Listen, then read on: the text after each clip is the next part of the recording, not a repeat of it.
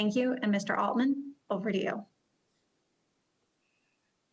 Good afternoon, everyone. Welcome to the Council and welcome to McCullough series on international economics. I'm Roger Altman, and I have the pleasure of welcoming Tiff Macklem, the Governor of the Bank of Canada, our guest for today's session.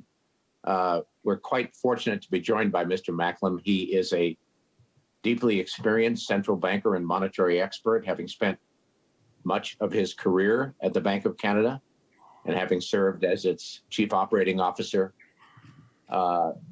prior to becoming governor. I might also say that this is a good moment for this conversation as key central banks are approaching their tapering phase and considering their exits from the extraordinary monetary stimulus which they've been supplying to the global economy since the early 2020 eruption of the pandemic. So we're quite pleased to have Mr. Macklem today. He's going to deliver a series of prepared remarks. I will follow those with a few questions of my own, and then we will open it up to members' questions. As you just heard, this session is on the record. And with that, welcome, Mr. Macklem. The floor is yours. Well, thank you, Roger. Thank you for that kind introduction. I must say it is a real pleasure to be here, virtually at least. And I am very much looking forward to the opportunity of meeting in person.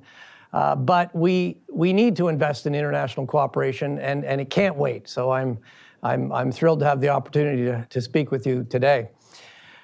I know we're going to have some thoughtful and engaging conversation despite this virtual format. My hope is that we can take inspiration from the cooperation among researchers who developed effective vaccines against COVID in record time. Their efforts in collaboration are saving lives and livelihoods. This is underpinning the global economic recovery, and this is international cooperation at its very best. Tragically, there hasn't been nearly as much success in ensuring the equitable global distribution of vaccines, especially to developing countries. This is the biggest health and economic risk facing the world. And as the G20 highlighted in July, governments and the private sector need to work together to make vaccines available to all. Now, while global public health is the most urgent challenge for international cooperation, the international monetary and financial system is one of the most enduring. August marked the 50th anniversary of the end of the Bretton Woods system of fixed exchange rate. Canada exited early, moving to a floating exchange rate in 1970. This was a year before the United States suspended convertibility of the US dollar into gold, and most major countries floated their exchange rates. This anniversary provides a timely occasion to reflect on the international monetary and financial system that has emerged and how well equipped it is to deal with the challenges ahead. This global system, the exchange rate, capital accounts, as well as the institutions and rules that govern them, affects everyone and is critical to our shared prosperity. The investments we've made collectively to strengthen the system have allowed us to clear some hurdles. But we need a system that better balances the immediate imperatives of the short run with the important building blocks for longer run prosperity. That's what I want to talk to you about today. Ce système mondial qui comprend des régimes de change, de compte, de capital et les institutions et règles qui les encadrent concerne chacun de nous. C'est un pilier de notre prospérité collective.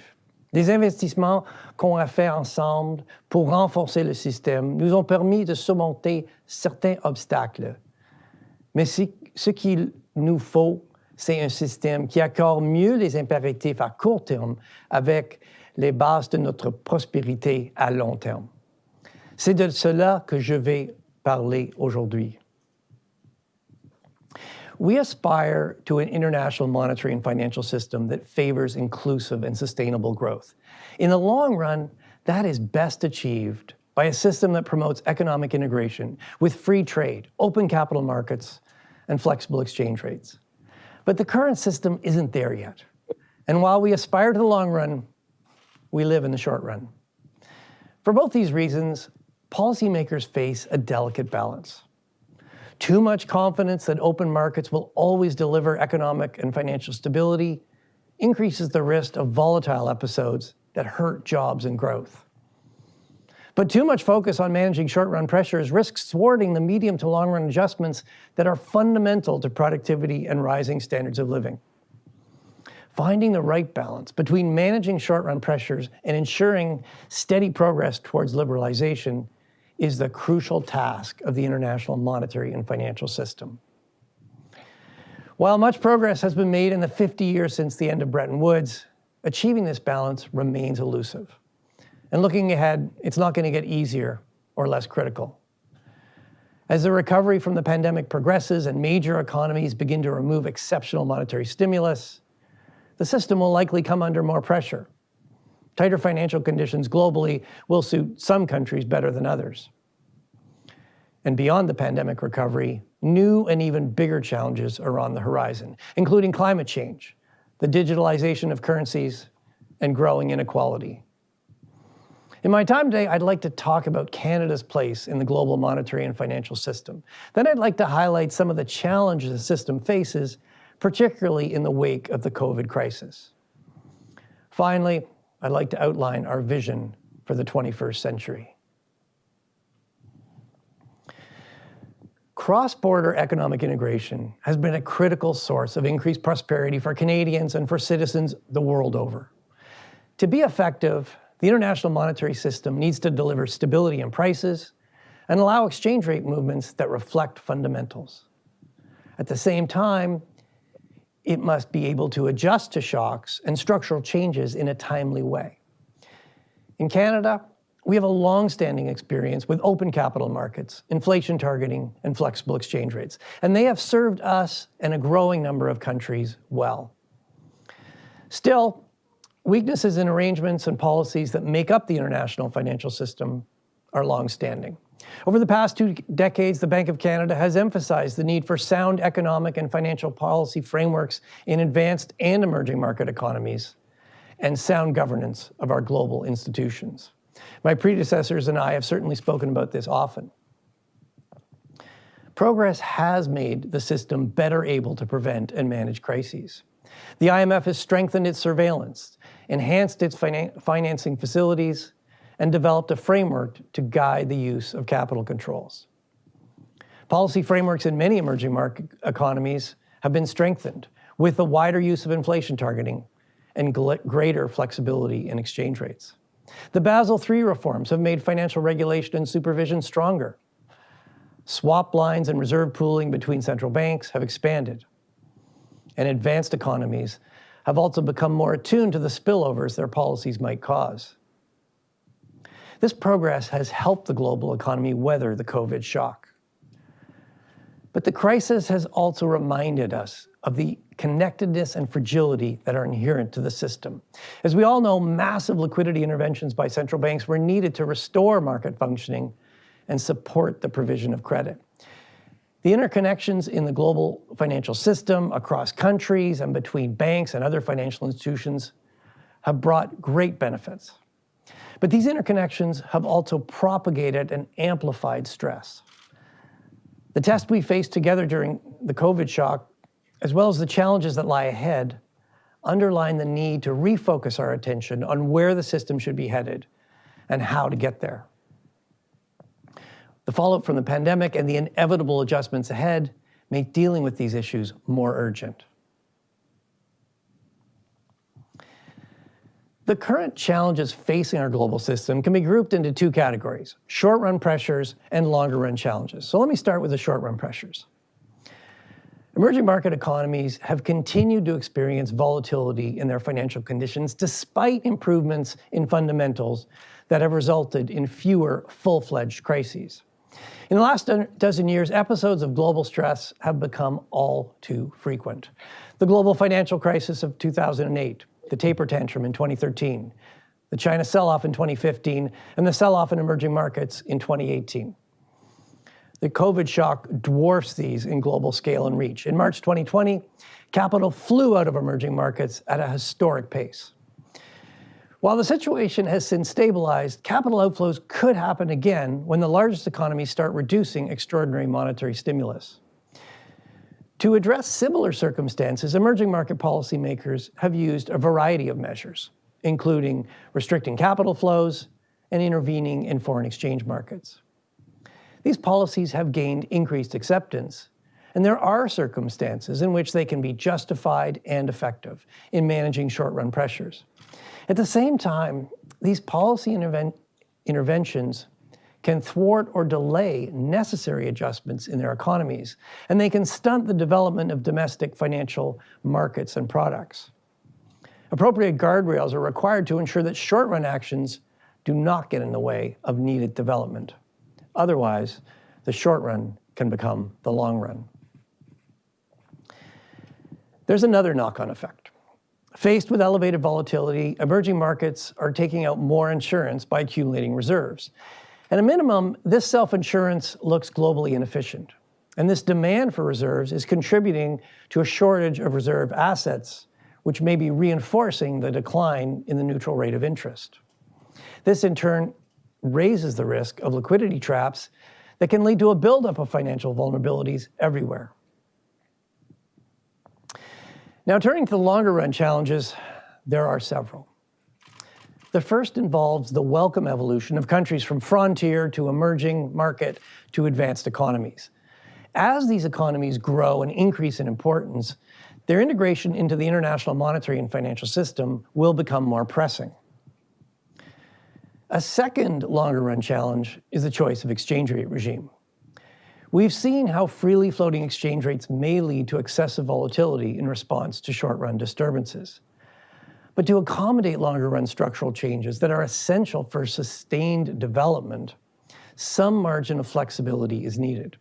If nominal exchange rates remain fixed, then all domestic prices and wages have to adjust, and this can be protracted and painful.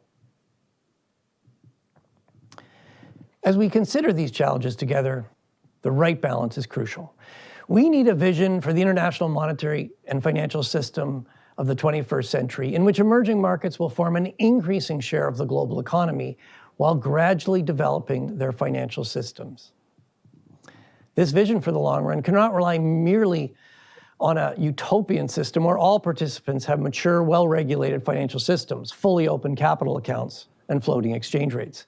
We must be mindful that some are closer to the destination than others. In discussing this vision, I want to focus on three priorities: the need to find balance between short-run policies and longer-run progress, the value of a framework for currency intervention, and the need for global cooperation and resources. Over the past decade, the focus has been on widening the set of policies countries can use to deal with temporary external shocks. This is welcome, and it's reflected in the IMF's institutional view. But there's not been enough attention to ensuring that these policies do not impede longer-run progress.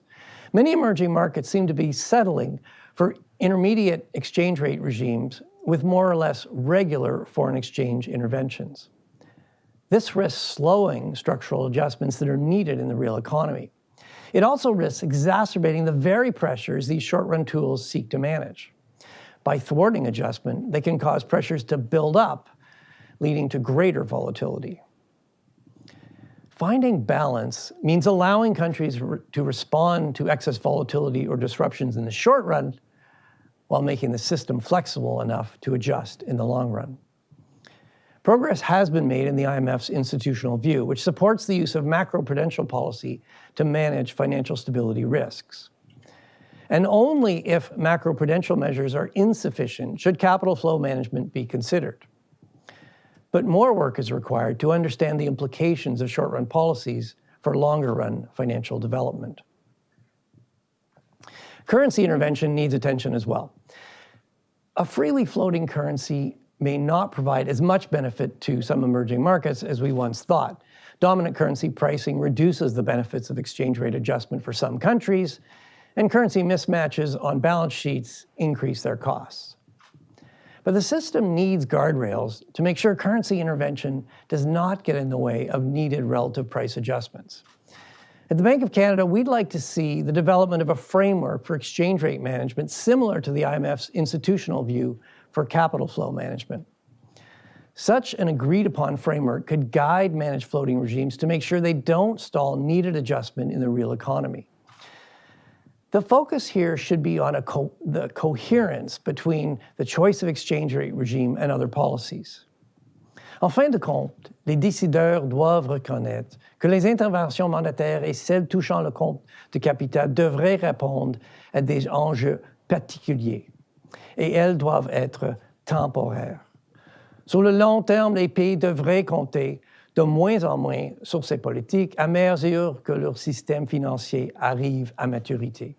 À court terme, ces interventions devaient toujours avoir un plan de fin clair.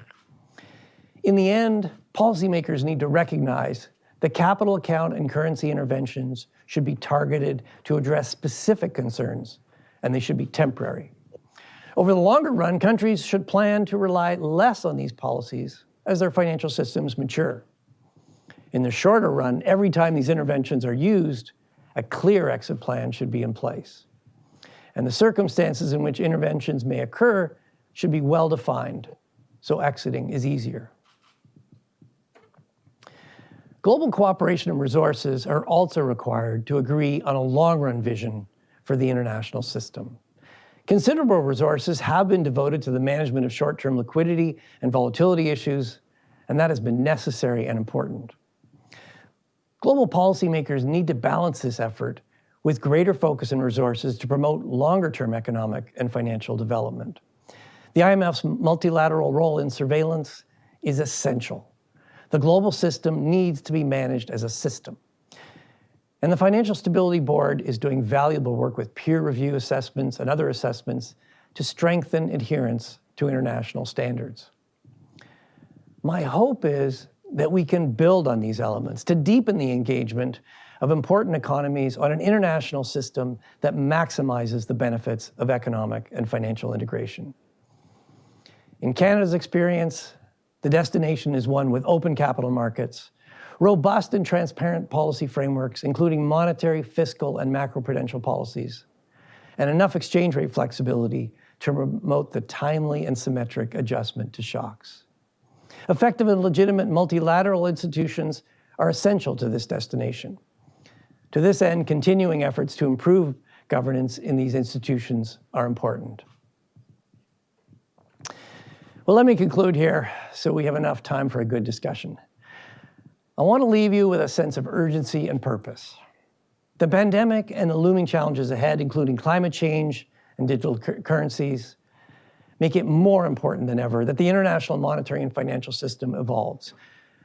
We need a clear, long-run destination that everyone is committed to, and a framework to manage short-run challenges in a way that doesn't derail us from that ultimate destination.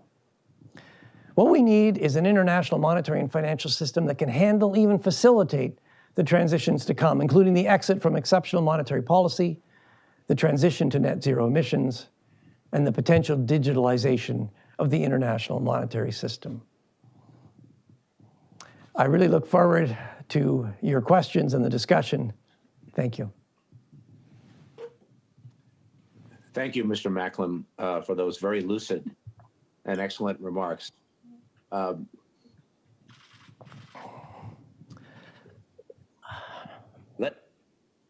Let me start my own questions with this one. You mentioned in your comments the increased volatility in financial markets. In fact, you referred to shocks, which we've seen over the past 10 to 15 years, and I want to ask you about that. Twice in just the last 12 years, in 2008 and in early 2020, we saw circumstances which caused, at least I would argue, global financial markets to freeze, to stop functioning at least briefly, risking real global meltdown. And only massive intervention by central banks led by the Federal Reserve, involving colossal amounts of support, enabled markets to stabilize. So I have two questions. First, why do you think these crises and those were certainly two of the worst we've ever seen, are occurring more frequently? And second, do you think that global central banks and global financial regulators are truly ready for the next one? Okay, well, two big questions. Let me start with the first one. Every crisis is different. This crisis is very different from the global financial crisis. In many ways, the global financial crisis reflected the fact that we built a financial system that was too vulnerable. Capital buffers were wafer thin. Assumptions about liquidity were heroic. Leverage was excessive, and faced with a shock which started, as you well know, in the subprime sector of the U.S. housing market, we came very close to a global meltdown of the financial system. Coming out of that, I think we did learn some important lessons, and there's been a really concerted effort to substantially improve the resilience of the global financial system. Capital regulation, liquidity rules, limits on leverage have all been strengthened. And, I would underline that, those investments really paid off in this most recent crisis. Banks have been, this time around, banks have not been the problem. In fact, banks have been part of the solution. They've been acting as shock absorbers rather than amplifying the shock. This time, it was a global pandemic, something nobody foresaw. You could certainly argue we could have made more international investments in public health to be able to manage this better, and I expect there'll be a lot of reflection on that. And as you said, markets completely froze in the acute phase of the crisis. Central banks, led by the Federal Reserve, came in massive scale. The Bank of Canada stood up something like 11 liquidity and emergency purchase programs. That worked. We did restabilize financial markets. Markets are very much open. And that is a fundamental role of central banks. When markets simply seize up, that's why you have a central bank to ensure that credit keeps flowing. But to get to the second part of your question, what about the vulnerabilities? What could happen next? I think the investments we made coming out of the 08-09 crisis did pay substantial dividends, but this crisis, and particularly in that acute phase, it did reveal that there are some important vulnerabilities in short-run funding markets. And I think one thing we've seen is that with the growth of the non-bank financial sector, so large pension funds, other large asset managers, other players, they are becoming increasing demanders of liquidity, and they've become larger relative to the banks that are the providers of liquidity in a crisis. And that clearly contributed to this rapid freeze up in the global financial system. And as I said, central banks, you have them there to deal with, true crises. But where there are underlying vulnerabilities, we need to fix those. We need to make the system more resilient. We don't want to be bailing out things or rescuing things that were already vulnerable. That's creating moral hazard. That distorts capital flows. That's not what we should be doing. So there is some important work to do following up on the crisis, looking at the interaction between banks and non-bank financial institutions, looking at the liquidity needs of the non-bank financial system. The Financial Stability Board is leading that work, and I must say I think it's going to be important that we drive forward on that. Thank you. At the conclusion of your prepared remarks, you mentioned 3 transitions that are coming up for the international monetary and financial system, and I want to ask you about 2 of those. One of them, which you cited but didn't really elaborate on, is the potential digitization of the international monetary system. So I have two questions here. Do you actually see the global monetary system ending up in a true digital order, only digital? And secondly, what is your point of view of the various private cryptocurrencies that are out there today? Our former Fed chairman and current Secretary of the Treasury, Janet Yellen, for example, has been quite dismissive of them. Well, that's probably the topic for a whole other speech, but let me give you a few preliminary thoughts there, Roger. Do I imagine a fully digital order? No, I don't. I think at least, I think what we've seen is, look, the world is increasingly digitalizing. This pandemic has only accelerated that. We've all learned to do a lot more things digital, including this discussion. So, against that background, the demand for digital payments means, perhaps digital currencies, is becoming bigger. So I don't think that trend is going to reverse, and I think it's going to be very important for central banks to prepare for the day that of digital currencies. I don't think we're there yet. We're not there yet, but I think we need to prepare for it. But at least, for the foreseeable future, I certainly imagine that even if we were to have digital currencies, we would still have physical banknotes. With respect to the international system, I think this issue of the digitalization of the monetary system, it's a really good example of the kind of longer run issue where I think we need a lot of focus and cooperation at the international table. And this is certainly going on. There are many dimensions to this. One element, of course, if we start to have digital currencies in countries, it's going to be very important that there's interoperability so that we can have efficient cross-border payments. I think one of the right now, cross-border payments are not as efficient as I think we'd like them to be. That's a sort of technical dimension, and the Bank for International Settlements actually is working. Central banks are working on this through the Bank for International Settlements, through the setup of a number of innovation hubs, one of which is coming in Canada, in Toronto. Another dimension is the potential for spillovers in a digital system. What we're seeing is the more things are digital, the faster everything moves, and that has the potential for faster and more serious spillovers. The IMF is doing a fair amount of work on the potential spillovers from international system. There are also financial stability issues.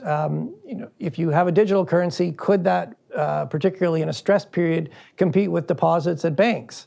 And if you start to see deposits fly out of banks into digital currency, that could become destabilizing of the financial system. The Financial Stability Board is looking at a range of financial stability issues. The G7 is looking at this. Other bodies are looking at this. Also to say, this issue has many dimensions, and it's going to take a lot of international cooperation so that we're in a position to benefit from the potential gains from having digital currencies and a more digital economy without creating unintended consequences. I mean, with respect to the particular private sector digital currencies, I would say, there are lots of crypto assets out there. There's not really any cryptocurrency. There's nothing that's really being used in transactions as a digital currency. Maybe somebody will crack the business model, but it hasn't really happened yet. Okay. Another transition you refer to is the importance and the sensitivity of a smooth exit from the extraordinary monetary stimulus centered around QE, which we've seen for the past 18 to 24 months around the world since the pandemic erupted. And my question is a simple one. The amounts of that intervention have been absolutely staggering. the size of your balance sheet, the Bank of Canada balance sheet, I believe, is up about 300% during this period. M2 in this country is up 13% year over year. And if you look at the United States, Europe, and China, the equivalent of M2 is up about 10% year over year. So one is tempted to think that the exit for central banks from this phase of extraordinary measures is going to be challenging, is going to be difficult. Tell us how you see that being managed and how you think it can avoid being bumpy, because one is tempted to think it's inevitably going to be bumpy. Well, look, I think it's there are likely to be some bumps, but I think there is good prospects that it can be managed. There are many features of this pandemic. One of the really unique features is we all went in it almost at exactly the same time. The acute phase was pretty much the same everywhere in the world. Major central banks around the world responded in a very similar fashion in scale very quickly. Governments responded with extraordinary fiscal support at roughly the same time. As we come out, countries are coming out at different speeds, and that reflects a few things. It reflects that the virus itself is it's ebbing and flowing in different places. The distribution of vaccines is uneven globally. Places that have less vaccination are facing bigger hurdles.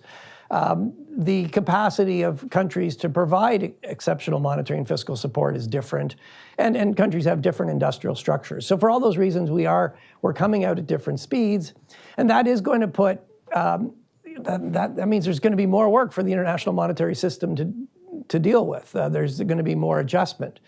What I would say in terms of making this as smooth as possible is that I think central banks, particularly major central banks, they are more attuned to the fact that their policies have spillovers. And I think what you've seen, central banks have really been going out of their way to be very deliberate in their analysis and deliberate in their communication. If you can avoid surprise, when you create surprises, the potential for spillovers is larger. To the extent that you can minimize surprises, it will be smoother. More broadly, though, I think the reason I mentioned in the speech is it really highlights the fact that when there are bumps, we need some short-run tools. Particularly emerging markets economies need some short-run tools to manage those so they don't derail their recovery. But we've got to make sure we don't overuse those tools because by blocking adjustment, they can actually cause more pressures to build up, which then creates further volatility. And there's been a lot of focus on the need for more short-run tools, and that is important and it's welcome. But we do need to make sure that we keep the focus on making sure we're focused on the destination and that we're not derailing the liberalization we need to have a well-functioning global system. Okay, I may be down to my last question, just given the time here, and that is about inflation. A lot of people in finance are learning that the most important word in the English language is transitory. And my question is, and I think this is the question of the hour in financial markets, inflation.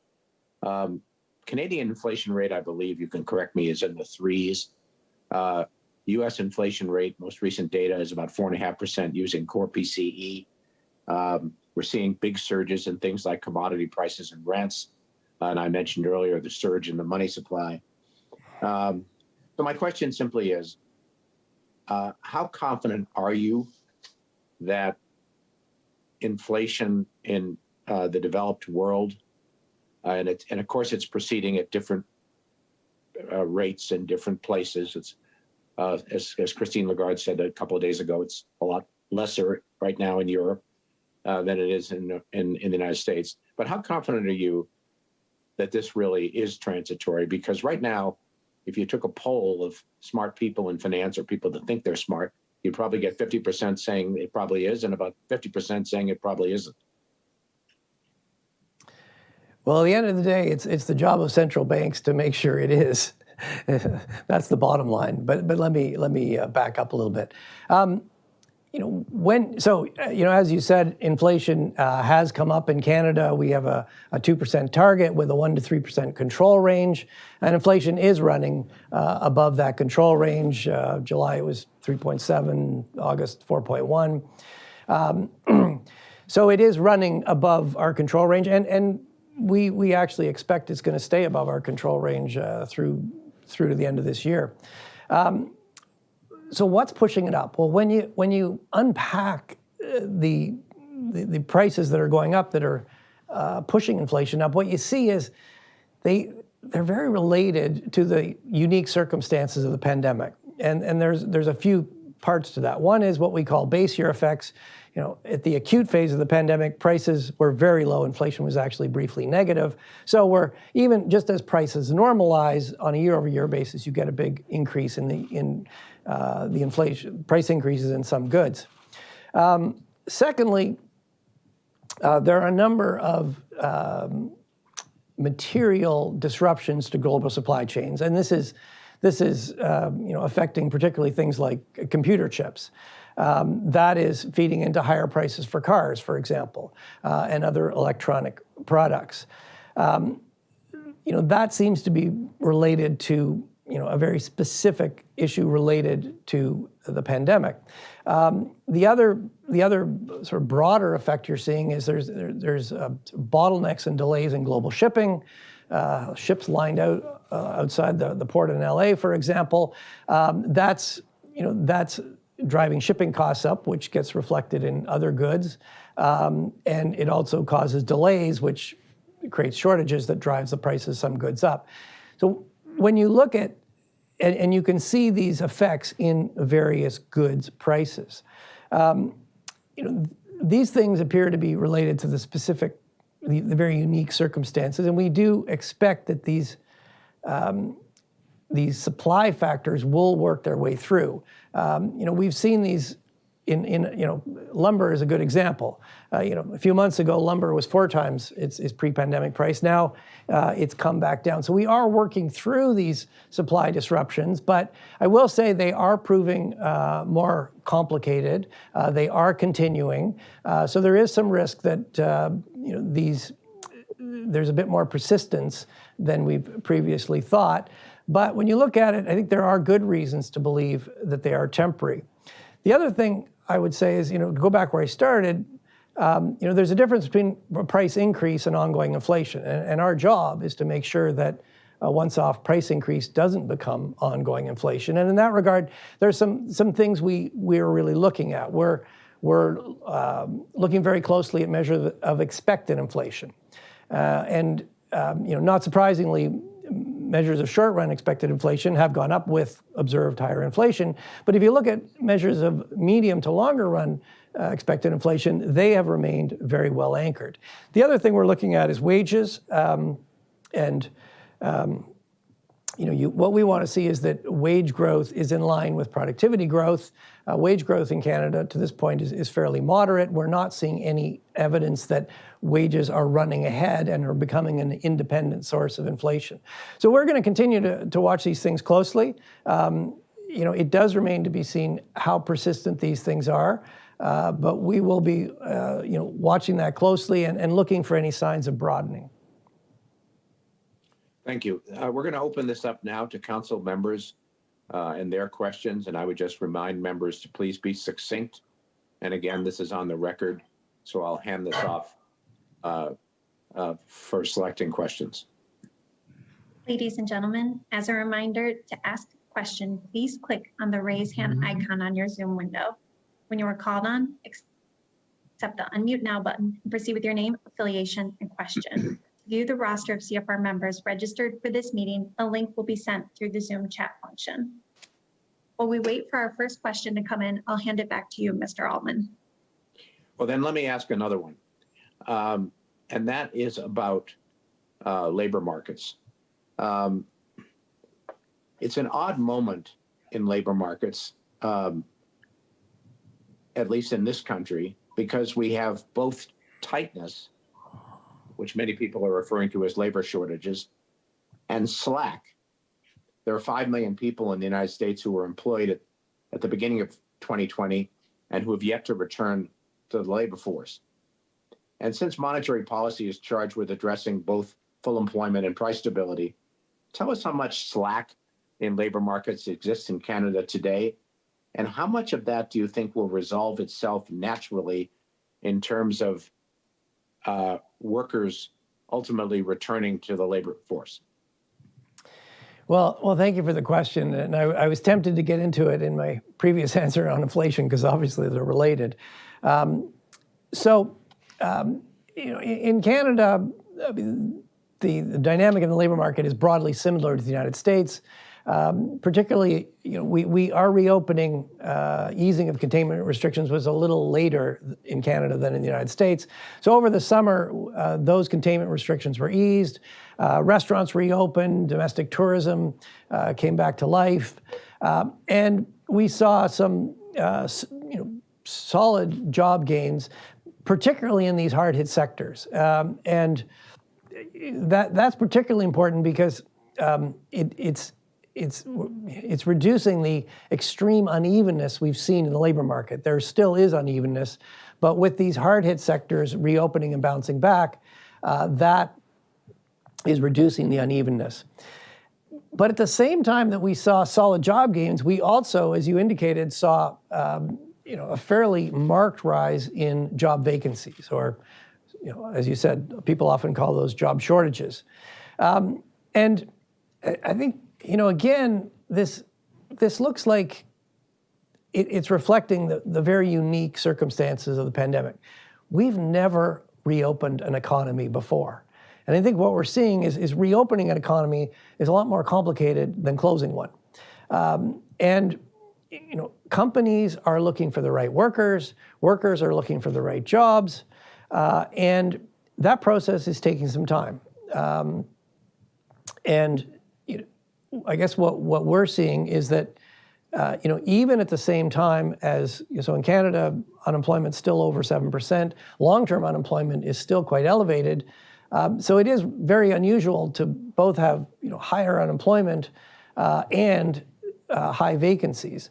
The labor market, it takes time for workers and companies to match up and find the workers and the jobs they want.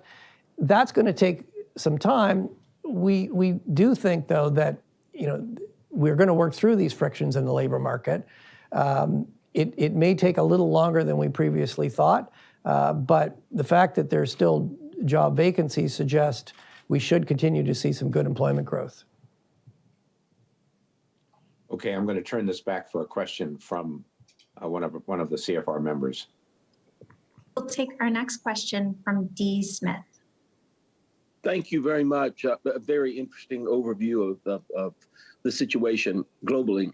My question, I'm D. Smith, CEO of Strategic Insight Group and board chair of the Lozano Long Institute of Latin American Studies at University of Texas at Austin. My question is, how do you account for the interactions between various elements that bring new crises? And I'll give a concrete example. There was a report yesterday that the oil spill off of California was caused by an anchor of one of these ships moored off of Long Beach that essentially scraped across it and broke the pipeline. So it's this idea of cascading crises and interconnections between crises that are not apparent until they arise, which is sort of a theme of the last 15 years, I guess. And how do you account for that in your economic models? And is it given that quality that's inherent to the hyper complex system we've created, is it really reasonable to think we're going to return to the old normal, or are we going to come to some new normal or some kind of unstable situation that we haven't faced before? Thank you very much. Well, let me tackle that question on two dimensions. I think that there is a broader trend that certainly predates the pandemic, and it probably has been, it probably is accelerating, and that is that everything is getting more interconnected. Things are getting more tightly coupled, and everything is moving faster. So when there's when things are more connected, they're moving faster, and we've designed a lot of the system for efficiency.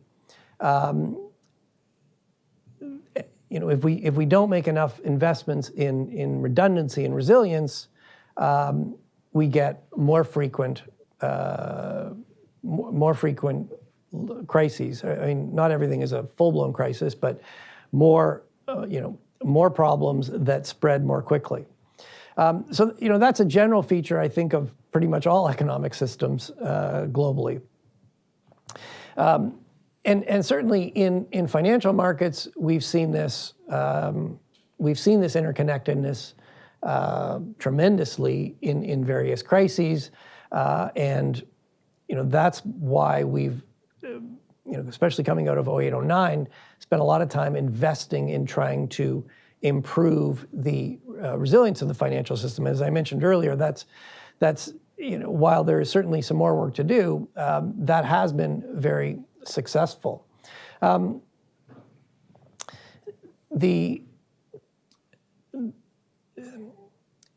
guess with respect to emerging markets, I think one thing that I think they've experienced is that they have made important investments in strengthening their policy frameworks and in improving the development of their domestic financial systems.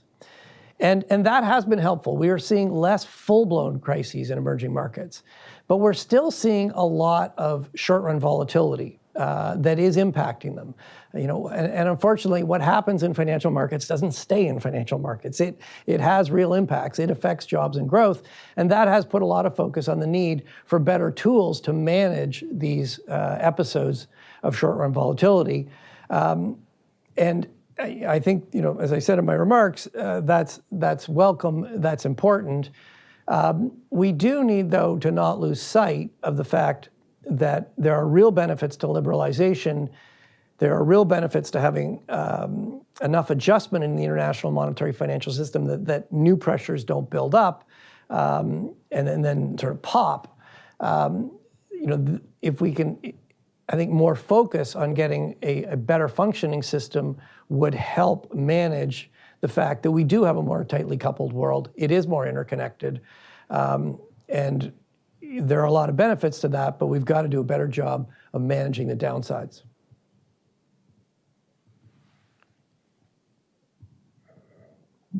We'll take our next question from Ted Alden of the Council on Foreign Relations, who sends a written question asking, can the governor elaborate on whether Canada is in a strong position to weather commodity price fluctuations? Well, look, Canada's commodities have been an important feature of the Canadian economy for really our whole history.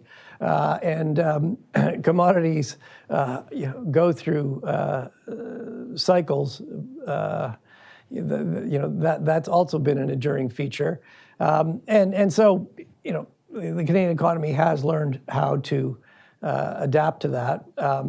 There's no question that big changes in commodity prices put different pressures on different parts of the country. And from a monetary policy perspective, that does create a challenge. We have one monetary policy for the whole country. The more flexibility we have in the country, the better we can manage these, and we have seen flexibility increase in the last 20 years. And hopefully, in this more digital world, that'll only get better. But yes, I mean, this has always been a challenge. It's something we're used to managing. We'll take our next question from Krishna Guha. Thank you very much. So I wanted to ask about relative price and relative wage changes and how you would approach those as a central bank governor. So in a number of economies, there seems to be upward pressure on wages in low-income, high-touch occupations that have obviously come under a substantial stress relating to health risk and other things during the pandemic period. To what extent do you think we are likely to see more than a passing adjustment in the relative wages of those occupations compared with others? And how should we approach that from a policy perspective? Should we simply accommodate that and allow it to lift the general level of wages and prices? Or should we, on some horizon, seek to offset those increases with smaller reductions, with smaller increases in other wages and in other related price categories? Well, let me highlight a few dimensions of that issue. One is that for the last at least 15 years, we've seen a declining share of labor income. Labor's been getting a declining share. That has been a source of concern globally. And I think some rebalancing, some of that wouldn't be a bad thing. With respect to different types of workers, I mean, one of the things that has been really striking about this COVID crisis is how uneven the labor market impacts have been. And the women, youth, recent immigrants, and low-wage workers have been disproportionately affected by this crisis. As I mentioned earlier, as important parts of the economy, particularly the hard-hit sectors where physical distancing is important, as those have managed to reopen, we are starting to see this unevenness diminish. In particular, over the summer in Canada, we saw, youth came back into the labor market in a very dramatic way, and really, youth had been very severely affected. That has diminished.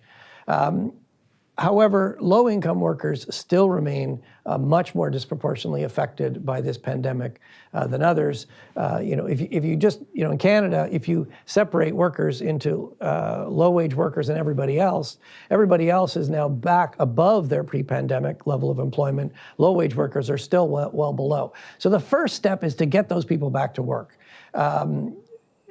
Get them back. Remake those connections, get them back into the labor force, get them back into a job, and restore their income. With respect to wages, from the central bank's point of view, what we aim to do is provide an overall anchor for the system. There may be a need for some relative wage adjustments, as you suggested, and you want to see those relative wage adjustments in your economy. What you have to make sure, though, is that wages overall remain in line, wage growth overall remains in line roughly with productivity growth, and so that inflation remains roughly in line with the target. So that's how we'd think about it. But it's not a simple question. Take our next question from Andrew Glumhoff. Good afternoon. Tiff, the American press, this is Andrew Gunlock from Bleichroeder, CEO of Bleichroeder. The American press loves to predict the demise of the Canadian housing market almost annually, if not quarterly. I'm sure you're doing everything you can to protect the banks from any accidents, but it seems to me that housing is being used in Canada as a retirement asset, not just a home. And there's many factors there that are very complex. I'm not so much interested in the Canadian issues that are domestic and containable. I'm interested in what may not be containable. What is it that the that the critics are seeing that causes concern for contagion beyond Canada. Can you explain the debate for us and why we shouldn't worry about it? Well, I'm not saying we shouldn't worry about it. I mean, we have highlighted for some time that high levels of household indebtedness, which is driven very much by the housing market, is a vulnerability in Canada. But to come at this a little more globally, and Canada has been on the leading edge of this, one of the features of this pandemic is that we're all spending a lot of time at home. We're working at home. Our children are going to school at home. All our entertainment has been at home until recently. And as a result, people want more space. They want bigger homes, and they're less concerned about being close to the city center. If they can get more space in a community outside of the major city that's more affordable, that's looking more attractive to them. So one of the unique features of this pandemic has been, as we, really very early in the recovery, we saw a very strong demand for housing, particularly outside of sort of the business core business centers of major cities, and supply was not able to respond that quickly, and so you did see rising housing prices. And what concerns us, particularly at the central bank, is that you start to see households overstretching. You started to see, the proportion of high ratio mortgages going up. You started to see some evidence of extrapolative expectation. So people feel like, okay, well, these prices are just going to keep going up. I've got to stretch now and get into the market now before it gets worse. So we've certainly been out counseling prudence on the part of households. We've done a lot of analysis on the housing market, and the federal government and our prudential regulator here in Canada, the Office of the Superintendent of Financial Institutions, in the summer did take some measures, some macroprudential measures to try to reduce the risk of people overstretching. And we'll certainly, as a federal system, we will continue to look at that closely. What we are seeing now, though, is actually housing is slowing. And I think to some extent that reflects the fact that as the economy reopens, this demand for extra space is diminishing. You can now go to a restaurant. You don't have to eat everything in your own kitchen. So as things normalize, I think you're starting to see some normalization there. But I mean, household debt is high. It is a vulnerability. It is something that we are concerned about. And Canada's experience is pretty similar to many other countries. I know housing has come back very strong in the United States as well. I think what's a little different about Canada is that the vulnerability in Canada was probably higher ahead of the COVID crisis. And as it's come back quickly, that vulnerability has come back faster in Canada than in some other countries. But Canada, in many respects, looks like a lot of other countries, particularly medium-sized countries.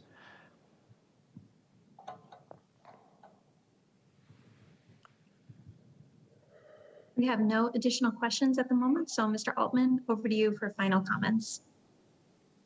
Well, I simply want to thank Mr. Macklem for a really wide-ranging and quite deep discussion of these issues. It's kind of him to spend this time with us, and we're grateful for that. We wish you the best. I had a few more questions, but we've run out of time. So thank you very much for spending this time with us, and thanks to all the members who participated today. Well, Roger, thank you. And our two countries are great neighbors. It's a real pleasure to talk to you and the council today. Thank you very much. Thanks again, sir.